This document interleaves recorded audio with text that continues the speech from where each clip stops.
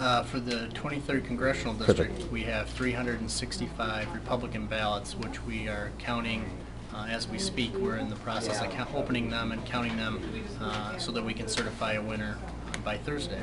Truthfully, we try not to think about the actual results. We just try to pull off the election.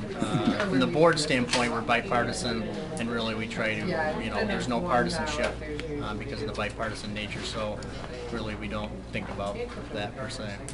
Well, we usually, in Jefferson County, we hold off counting until the last day that we can legally receive a ballot in the mail, which would be today for military voters, because a lot of them are overseas in combat zones, and legally we're required to accept ballots up until today. So usually we wait until that time period is passed, and then we begin our count so that we have a full inventory of ballots for the counting process.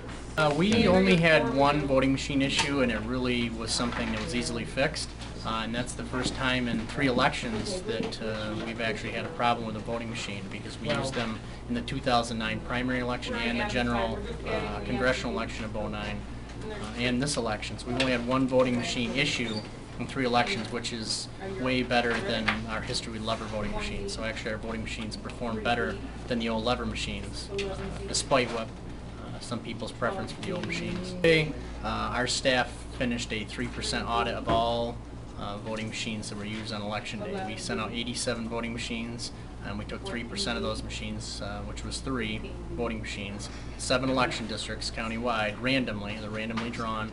And what we do is take the ballots that actually went through that voting machine by district, count them by hand, and then match that to what the voting machine says. So in Jefferson County, we had a 100% match exactly between the ballots that were cast with the machine and what the tape read. So there was absolutely no discrepancies between the machine and the paper that went through it, which is exactly what you want to see with the new voting system. Our office and all boards of elections have to certify our numbers to the State Board of Elections so that they can then certify who actually won and inform all the counties who will be on the November ballot. So we're required by law to have that done by Thursday, and we should easily be done by then. Be definitely announced by Thursday, and depending on any results today that throughout 11 counties through the absentee count that are passed along, you could see